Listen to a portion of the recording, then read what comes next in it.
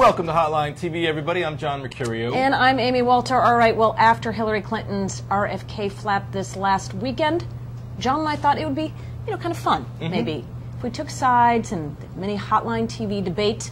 All right, John, you start off. All right, so did this nix Hillary Clinton's chances to be on the ticket? Actually, I would argue in some ways, because this is a debate, so you because can argue. It's a debate and we take opposite sides. I would argue it actually could increase her prospects.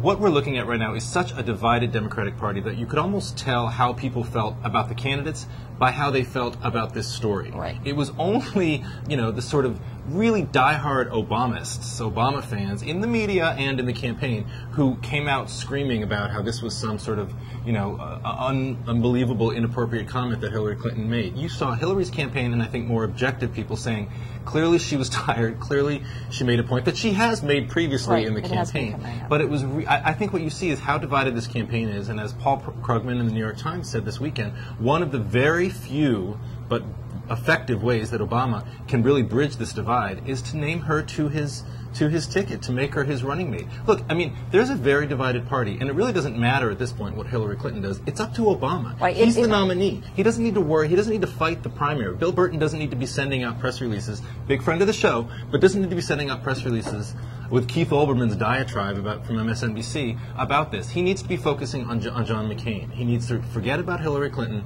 and try to win the general election. And one of the ways to do that, I would argue, is to put her on the ticket. There you go. Well, there you've said it. Now, I'm supposed to disagree with you. So let me just say one thing. But we can agree privately. We can but agree in to public, disagree. we have to do this. All right. So the one thing that I will note, though, is whether she said RFK's name or whether she just said June. The reality is that is part of the problem, right? This idea that, well, races have been decided before in June. My husband didn't have it sewed up.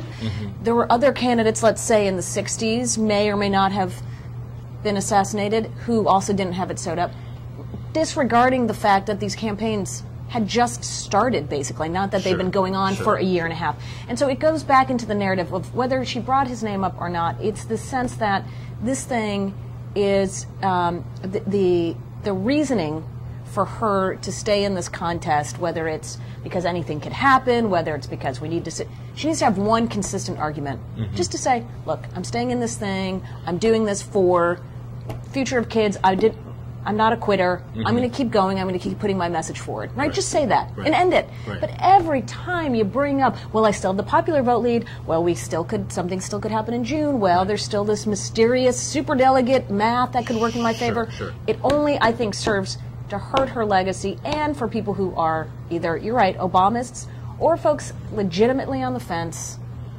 It just doesn't help her case. It doesn't help her case, but I think ultimately this story, this RFK flap, whatever you want to call it, is so much more about the media and the Obama campaign. It says and it reveals so much more about the media and the Obama campaign than it does about Hillary Clinton. Well, they're looking for that one story, right? They're looking for the one story that's going to sum it all up to say she has lost her marbles. She'll stoop to anything. She's lost her soul. She will do, yes, lost her soul, much like we have. Well, we've already lost that a long time ago. And I've lost my soul and I've lost my time. You have run out of time for today's show.